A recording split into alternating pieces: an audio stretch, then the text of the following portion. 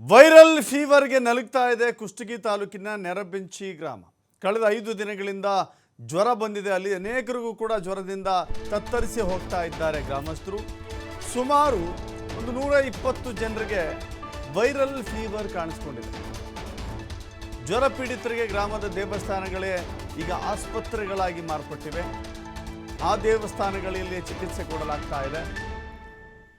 ಕೊನೆಗೂ ಜಿಲ್ಲಾಡಳಿತ ಎಚ್ಚೆತ್ತುಕೊಂಡಿದೆ. ಜ್ವರ ಪೀಡಿತರು ಕುಷ್ಟಗಿ ಆಸ್ಪತ್ರೆಗೆ ಶಿಫ್ಟ್ ಆಗಿದ್ದಾರೆ. ನೆರಬೆಂಚಿ ಗ್ರಾಮಕ್ಕೆ ಶಾಸಕ ದೊಡ್ಡನಗೌಡ ಪಾಟೀಲ್ ಕೂಡ ಇವತ್ತು ಭೇಟಿ ಕೊಟ್ಟಿದ್ದಾರೆ. ಗ್ರಾಮಕ್ಕೆ ಭೇಟಿ ನೀಡಿ ಪರಿಶೀಲನೆ ಮಾಡಿದ್ದಾರೆ. ಅಲ್ಲಿನ ಸಮಸ್ಯೆಯನ್ನು ಕೂಡ ಆಲಿಸಿದ್ದಾರೆ.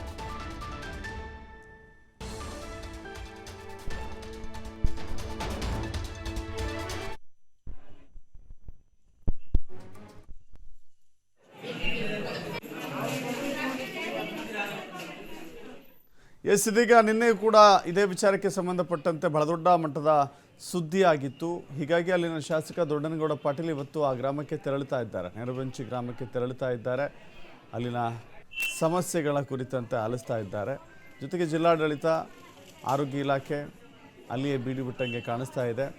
ಶಾಲೆಗಳು, ದೇವಸ್ಥಾನಗಳು, ಸರ್ಕಾರಿ ಕಟ್ಟಡಗಳು ಎಲ್ಲವೂ ಕೂಡ ಆಸ್ಪತ್ರೆಗಳಾಗಿ ಬದಲಾಗಿದ್ದಾವೆ. ದೃಶ್ಯಾವಳಿಗಳಲ್ಲಿ ಗಮನಿಸ್ತಾ ಇದ್ದೀರಿ ಯಾವ ರೀತಿ ಅವರಿಗೆ ಡ್ರಿಪ್ಸ್ ಕೊಡ್ತಾ ಇದ್ದಾರೆ ಅಂತ ಹೇಳಿ. ಪ್ರತಿಯೊಬ್ಬರಿಗೂ ಕೂಡ ಈ ವೈರಲ್ ಫೀವರ್ ಹೀಗೆ ಹರಡ್ತಾ ಹೋದರೆ ಹೇಗೆ ಅನ್ನೋ ಭಯ, ಆತಂಕ ಅವ್ರನ್ನ ಕಾಡ್ತಾ ಇದೆ.